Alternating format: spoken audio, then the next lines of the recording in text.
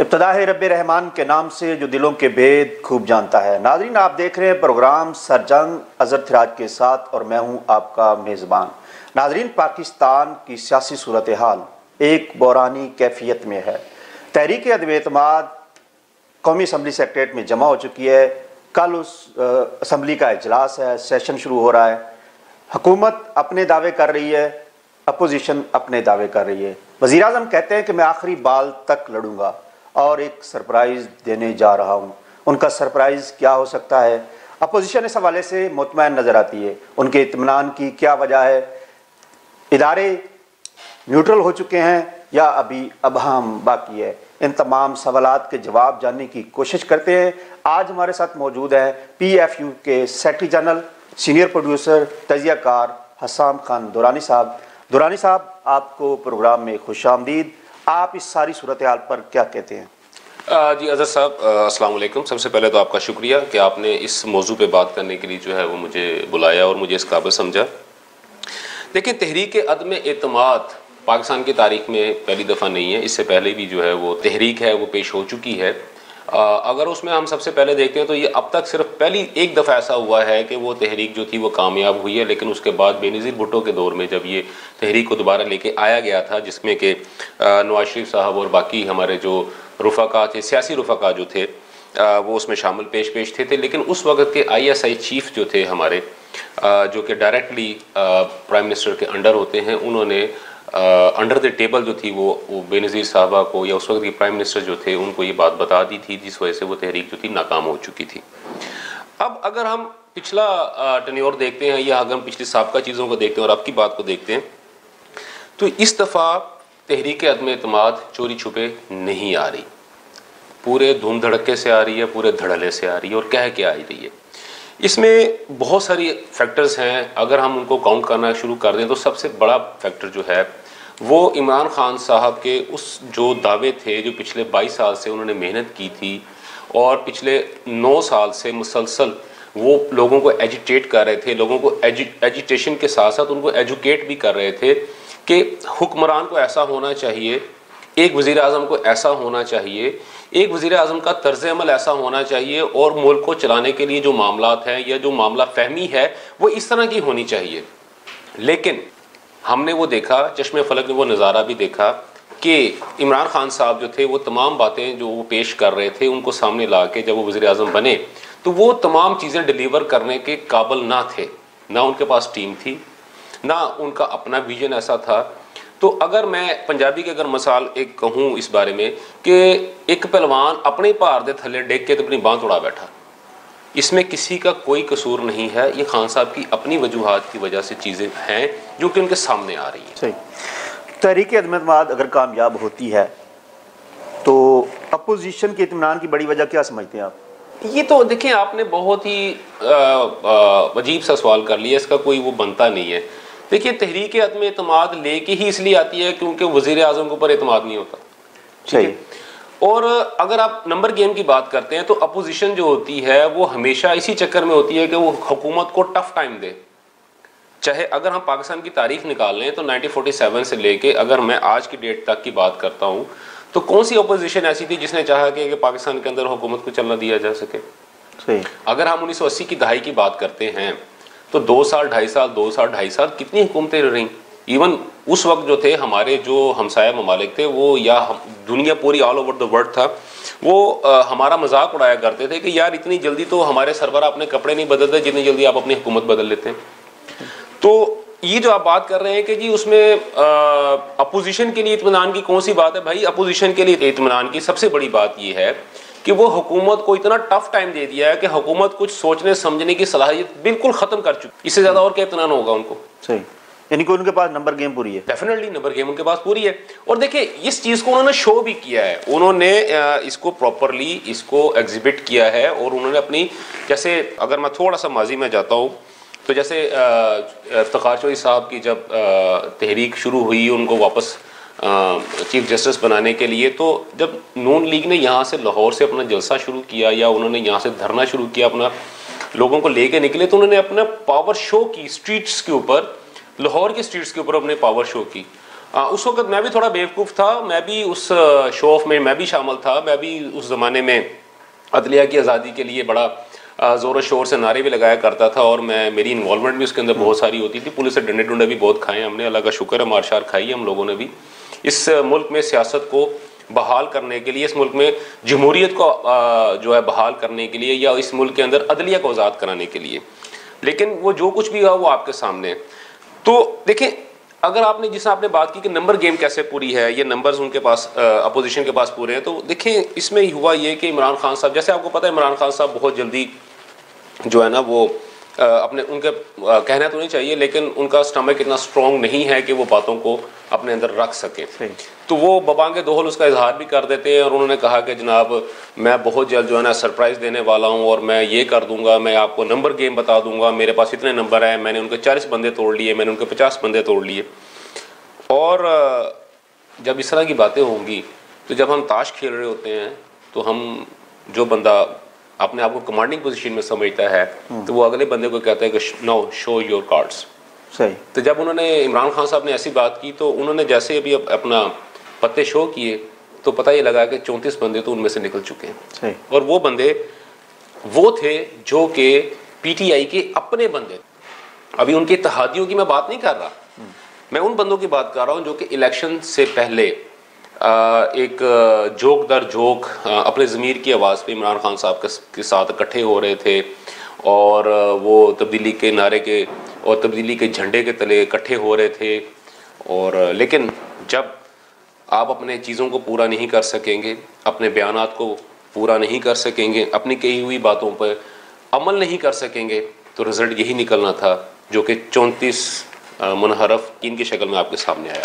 वज़ीर आज़म साहब कहते हैं कि मेरी चौधरी निसार से मुलाकात हो चुकी है, तो उनका सरप्राइज़ क्या हो सकता है ये 27 मार्च को देने जा रहे हैं? चौधरी निसार साहब एक ज़माने में तो बहुत की फैक्टर थे पाकिस्तान की सियासत में, लेकिन देखें जो जिसको उरूज होता है उसको जवाल भी होता है, ये एक नेचुरल प्रोसेस है।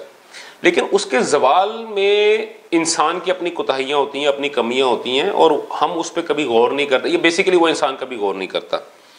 देखिए, सियासत के अंदर जो सबसे मजबूत चीज़ होती है वो होती धड़ाबंदी।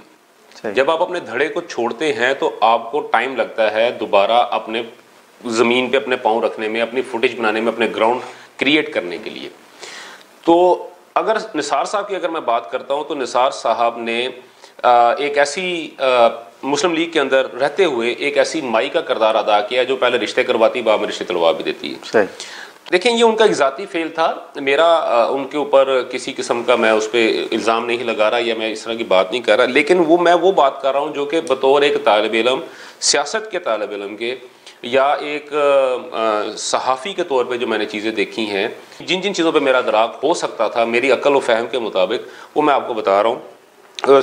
दूसरी बात यह है कि 3 साल पहले अगर कोई मुलाकात हुई थी तो उसका आज क्या रिज़ल्ट निकलेगा, पहली बात।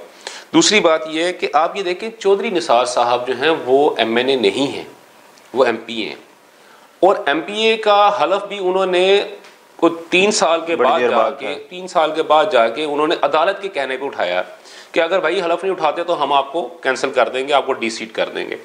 तो इससे आप अंदाज़ा लगा लें कि उनकी क्या वर्थ है। ठीक है, कुछ स्पेसिफिक हलके हैं जहाँ पे चौधरी निसार साहब के बारे में अच्छी हुस्न ज़न रखा जाता है और उनकी बात को सुना भी जाता है, लेकिन आजकल के सिनेरियो की अगर मैं बात करता हूँ तो मेरा नहीं ख्याल कि चौधरी निसार साहब किसी किस्म के ट्रम्प कार्ड के तौर पे इस्तेमाल हो सकते हैं। सही, आपकी बात ठीक है, वो MNA नहीं है।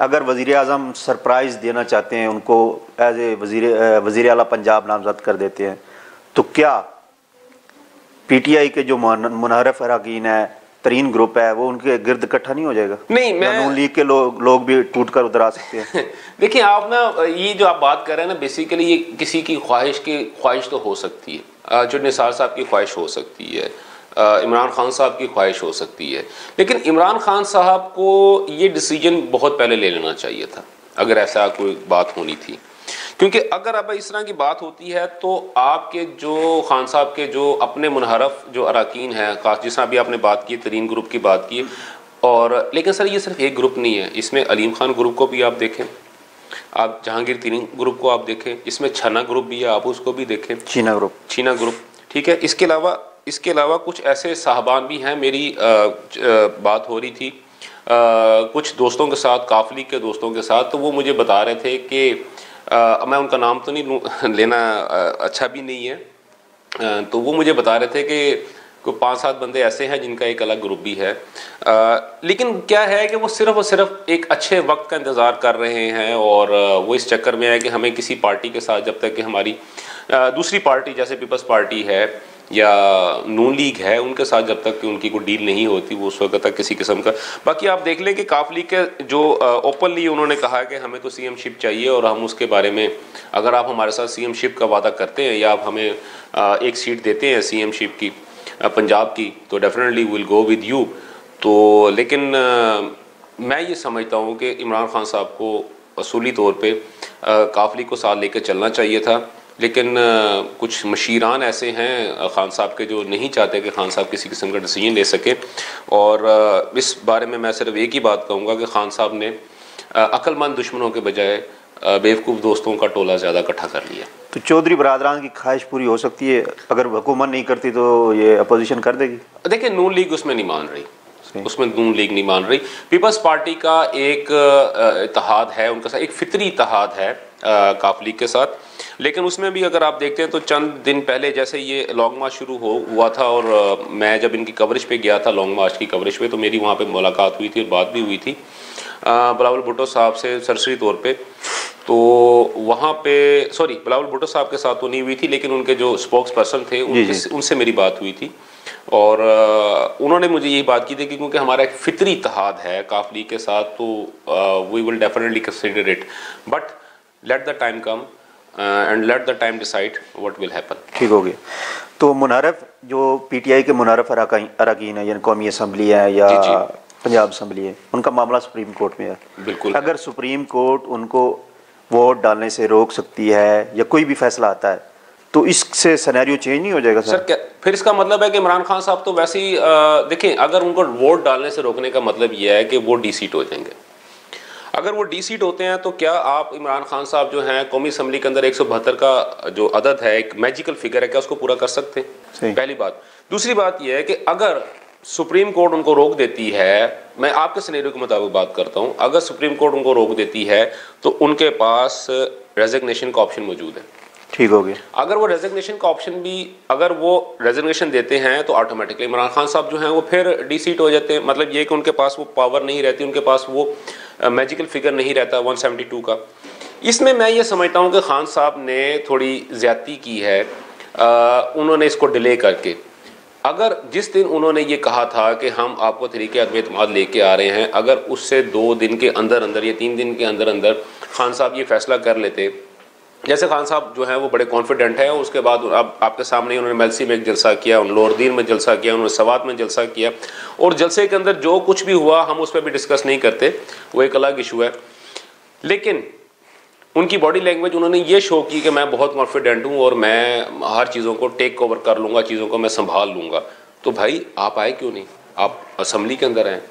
सियासत जो होती है वो असम्बली के अंदर होती है, असम्बली से बाहर सियासत नहीं होती, वहाँ सिर्फ प्रेशर्स ही बिल्ड किए जा सकते हैं। खान साहब कुछ अरसा कंटेनर पर रहे हैं, और मेरा ज़ाती ख्याल ये है कि अभी तक वो कंटेनर के असरात जो है, उसके जो साइड इफ़ेक्ट्स हैं, वो हैंगओवर जो है वो अभी तक उनसे नहीं उतरा। हाल तो वो एक मुल्क के सरबराह हैं और एटॉमिक पावर जो के एक सरबराह हैं, लेकिन अभी तक उनकी मेंटल हेल्थ जो कंडीशन है वो अभी तक वो वही है जो कि एक कंटेनर पर खड़े हुए एजिटेटर की होती है। एक पेज या सेम पेज की सूरत हाल क्या है? वो न्यूट्रल हो गए हैं या अभी तक कोई अभाम है? देखिए पाकिस्तान में जो है ये हमारी खुशनसीबी रही है कि हम हमेशा से एक पेज पर ही रहे हैं, इसमें कोई दूसरी राय नहीं है। सही।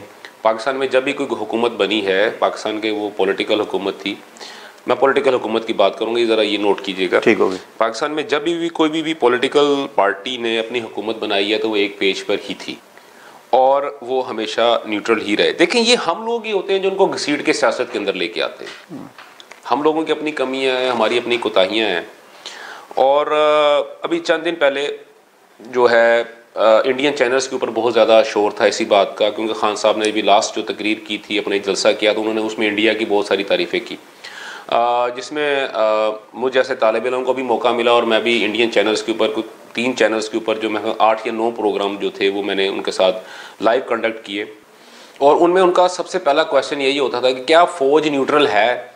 तो भाईजान, फ़ौज तो पाकिस्तान में हमेशा से न्यूट्रल ही रही है।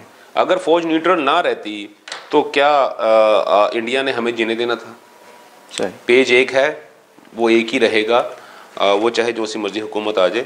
हाँ, सिर्फ बात ये होती है कि हमारी प्रायोरिटीज़ बदल जाती हैं। हमारी कुछ प्रायोरिटीज़ होती हैं, हम उनको देखना शुरू कर देते हैं, उसके अलावा और कोई इशू नहीं। नाज़रीन, हमारी सियासी सूरत हाल, तहरीक अदम एतमाद और इस मौजू पर बात हो रही है। यहाँ लेते हैं एक ब्रेक, मिलते हैं ब्रेक के बाद।